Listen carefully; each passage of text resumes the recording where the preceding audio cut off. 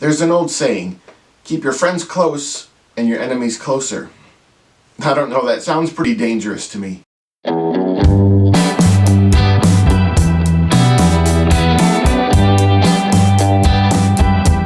Previously in this video series, we've been talking all about story-based life skills, an empathy-centered approach to navigating relational conflict. Along the way, I told you about the importance of being a student of other people in order to understand them more and approach them differently.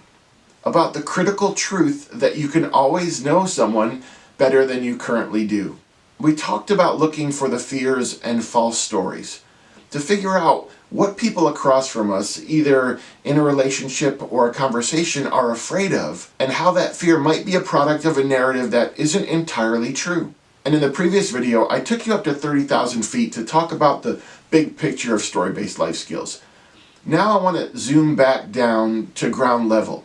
It can be easy to think of these compassionate practices as just abstract ideas, right? To like how they sound and to believe in them as concepts, but to be unsure how to connect them to our everyday lives. So I thought I'd share a story of someone who actually put this all into practice. Her name is Susan. Not long after the 2016 presidential election, Susan looked at the aftermath and, like many of us, noticed how fractured and contentious the country had become, how genuine dialogue had begun to break down, and she grieved it fully. Yet, instead of allowing the enormity of the discord to freeze her, she decided to do something elemental. She decided to get closer to her enemies. She decided to become a student of people she disagreed with. Susan had grown up in the Southern Baptist Church and currently identifies as a Unitarian Universalist, which represents a fairly long spiritual journey. Through her friendships and social media connections, she began inviting women into her home every Sunday to have lunch and play board games. Yet rather than use the occasion to settle into a secure weekly bunker of like-minded, agreeable cohorts, she intentionally filled her home with women whose theological and political views were diametrically opposite her own.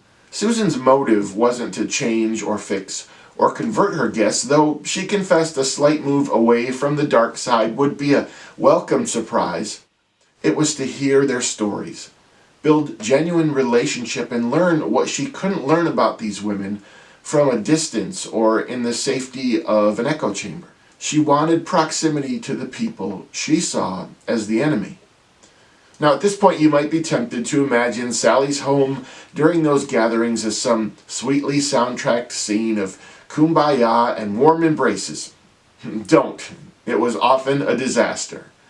As I walked Susan through the story-based life skills practices, we'd have many conversations on Sunday mornings, and she'd look at me exasperated and say, "Have you seen the news this week? If you still pray, pray for me because we're going to have to deal with all of that next Sunday." The process has been grueling and uncomfortable at times, filled with tense moments and awkward conversations, but there have been moments of brilliant light breaking in. A couple of months ago, Susan shared a revelatory moment around her dining room table. The conversation had drifted into the gaping racial divide in the country. And as the women did their best to delicately navigate the potential minefield laid out in front of them, one of the women began to look off in the distance, and tears clouded her eyes. Sally asked, "Why are you crying?" To which the woman said, after a thoughtful pause, "I just don't know why God made other races." At this point, I was grateful that I hadn't been present, because I'd probably have responded by reminding the woman that if Adam and Eve had existed, they weren't Caucasian, or that the cradle of civilization didn't come with a Cracker Barrel. But thankfully, Susan is wiser and less impulsive than I am. She just said, "Tell me more."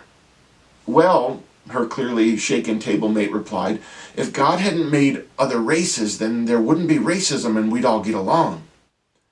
Susan's encounter reminds us how powerful our own origin stories are, how they shape the way we see the world and imagine God and craft our biases. The woman across from Susan was genuinely grieving the fractures she could see from where she was. She was deeply troubled at the visible divisions, but She was viewing them through lenses that distorted the whys of their existence.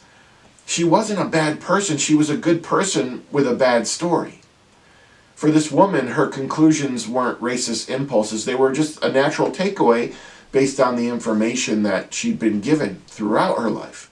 She had a religious story, the kind many have been weaned on. We all know people like Sally's lunch guest, really good people with some really bad stories. These stories often make racism, homophobia, nationalism, and misogyny logical byproducts. Many of us came out of a bad or faulty story of some kind. This is why Susan's investment in those draining, bombastic afternoons is both costly and priceless. You see, without her steadfast presence and her genuine desire to learn why someone believes differently than she does, she isn't there at that table when a 65-year-old woman afflicted with privilege begins to recognize her symptoms, when she is vulnerable enough to name her grief and to let down her battle posture long enough to really listen because she trusts the person across from her to see her as something more than a stereotype. I think that's the messy, precarious spot where we can really love our neighbor even if we don't particularly like them, or like them but really dislike something they believe in. Now imagine if, like Susan, we could gather together to have conversations about the specific people and the relationships in your life. If you could meet with like-hearted human beings and process the challenges of these relational struggles.